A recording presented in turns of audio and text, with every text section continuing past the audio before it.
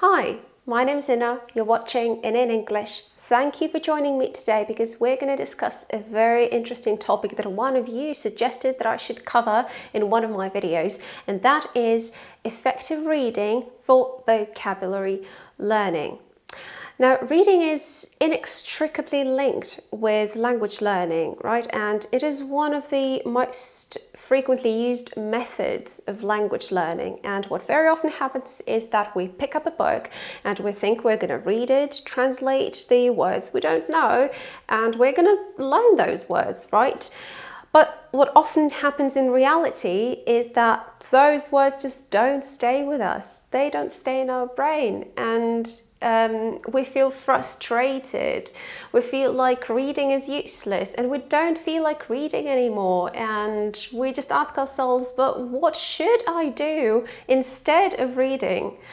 Well, today I'm going to share with you 3 types of reading based on my personal experience as a foreign language teacher, my personal experience as a language learner, and also based on science, 3 types of reading that can actually help you to learn new vocabulary.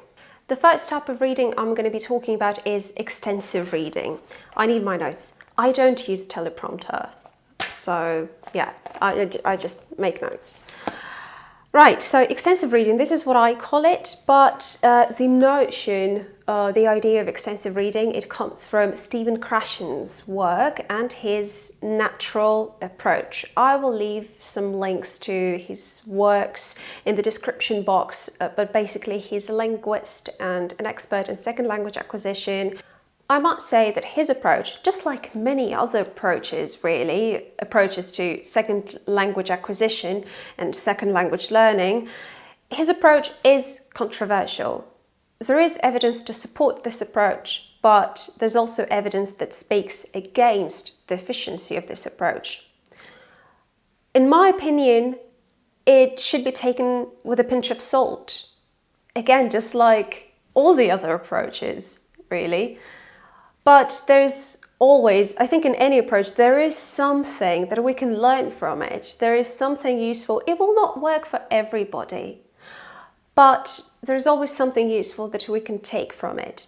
And in terms of reading, I think that his approach is really interesting. So in his work, he talks about compelling, comprehensible input. Yeah, that's what he calls it, compelling, comprehensible input. Firstly, input is all the language that we are exposed to, that we read or listen to. Compelling means that we like it, that we are enjoying it. And comprehensible, this is a very important part, is that we mostly understand it. So for the most part, it is clear to us what is being said or what is written. So according to his approach, we need to be reading a lot of stuff that is almost 100% comprehensible to us. And there is just maybe about 5% of words that we don't know and 95% of words that we do already know. We may not be using these words as part of our active vocabulary, but so we need to know, at least passively, a lot of the words. It has to be compelling. So now we're talking about reading, right? So as I've said, we need to understand almost all of it. It has to be compelling, and he says that this eliminates the need for motivation. So you don't read this text because you have to learn a language, because you have to learn vocabulary. No, you read this text because you're genuinely interested in what's going on. So the most important thing is this story and not the act of reading. And Stephen Krashen also says that when you forget what language you're reading in, that's when the magic happens.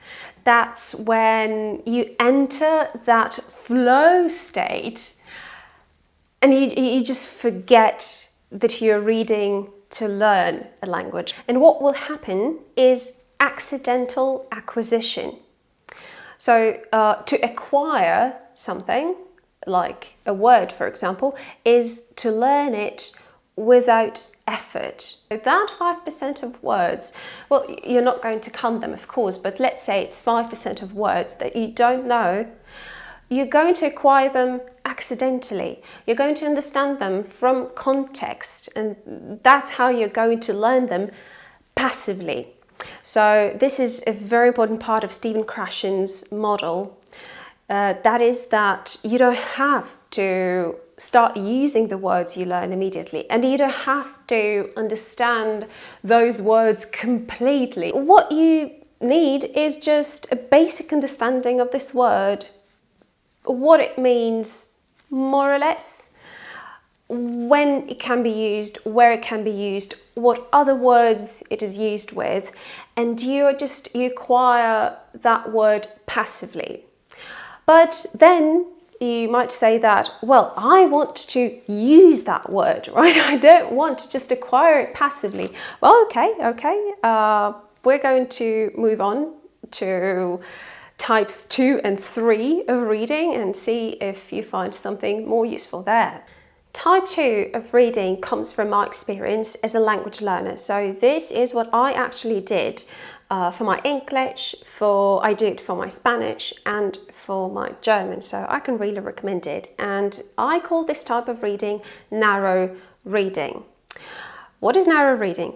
This is when you pick one type of texts or one book where the same words are repeated many times. They're repeated again and again and again, and this is how you learn them. So let me give you an example. I'm reading this book now, which is called Invisible Women, and so exposing data bias in a world designed for men. And what happens is that many words are repeated again and again in this book. Words like male or female or culture or society or sex and gender, and those are very simple words, and I'm sure you already know them, but it's just an example, right? So just because this book is about this topic, it is clear that those words will be repeated so many times that even if you don't know them before you started reading the book and you translate them the first time you see them and the second time you see them, and maybe, so okay, you haven't memorized them after the second time and then you translate them the third time you see them,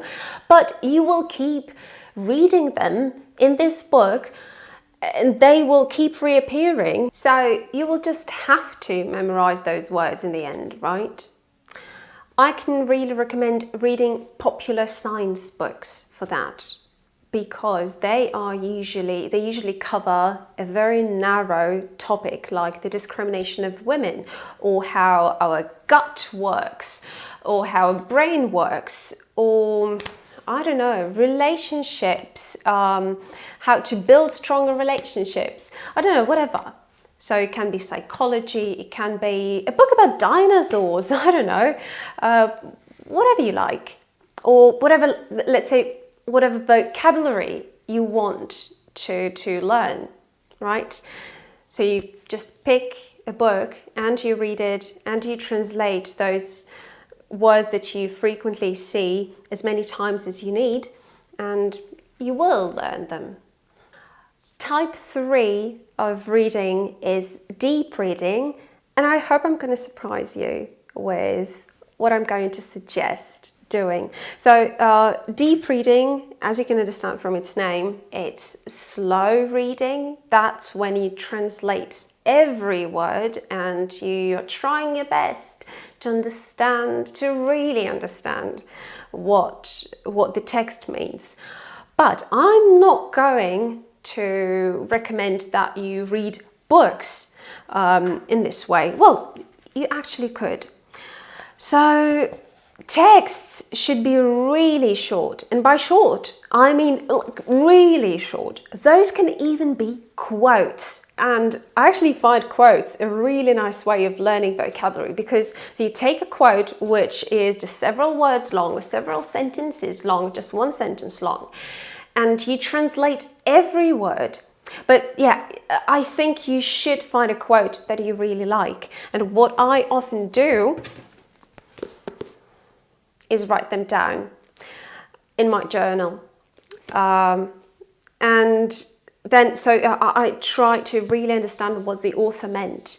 I only write down the quotes that I really like.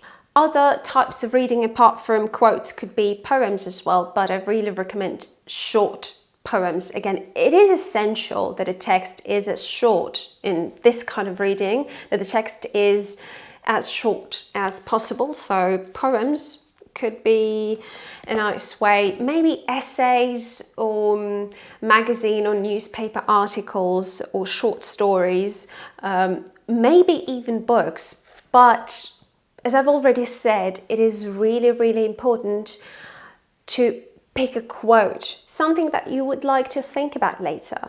And as I've said, copy it in your notebook, in your journal. I promise you, you will remember the words in this quote. Right, that's it. You can use just one of these types of reading. You can use two, you can use all three of them.